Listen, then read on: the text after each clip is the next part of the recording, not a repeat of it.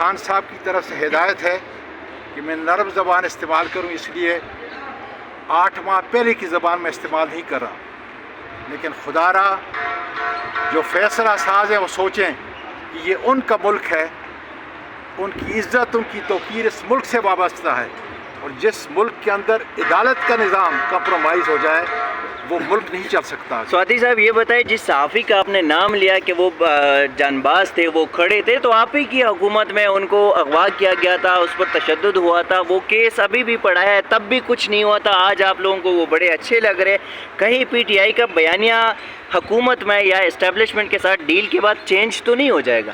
آٹے میں نمک کے برابر ہے جو کچھ اس وقت صحافیوں کے ساتھ ہوا تھا، بالکل ہوا تھا، اس کی اس وقت بھی مذمت کی تھی اور آج بھی مذمت کرتے ہیں، لیکن آج جو کچھ ہو رہا ہے، کبھی کسی صحافی کے کپڑے نہیں نکلے تھے جناب علی، کسی پارلیمنٹیرین کے کپڑے نہیں نکلے تھے، کسی وکیل کے کپڑے نہیں نکلے تھے۔ آج آپ کا ملک جس طرف چل پڑا ہے اس کو سنبھالنے کی کوشش کریں، اور میڈیا کا بہت بڑا کردار ہے۔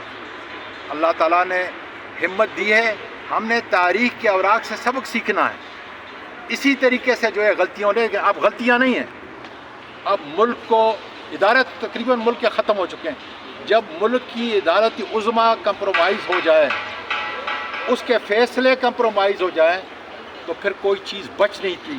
اس لیے آج وکلاء پاکستان کے اپنا کردار ادا کرنے کے لیے انشاءاللہ تعالیٰ باہر آئیں گے۔ پی ٹی آئی میں اختلافات کا کہا جا رہا ہے، تو یہ اختلافات ہے یعنی کتنی صداقت ہے اس بات میں؟ سر جی، میں تو پی ٹی آئی کا ایک کارکن ہوں، کیا اختلافات ہیں؟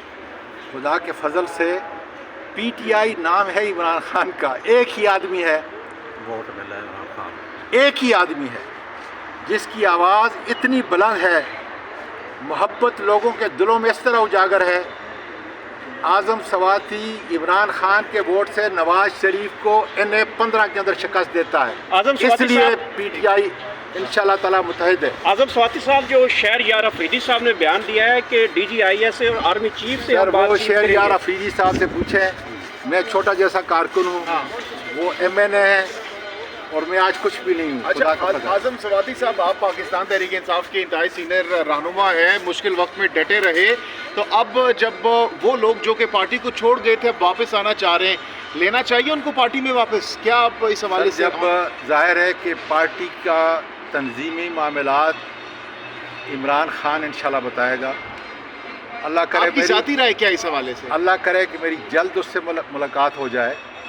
ظاہر ہے کہ خان صاحب جو ہے ہدایات دیں گے، میں بہت چھوٹا جیسا آدمی۔ ذاتی رائے کیا سمجھتے ہیں آپ کی؟ سر میری ذاتی رائے عمران خان کو رہا کرو، مہربانی، بڑی مہربانی۔ یہ کس کے بھائی؟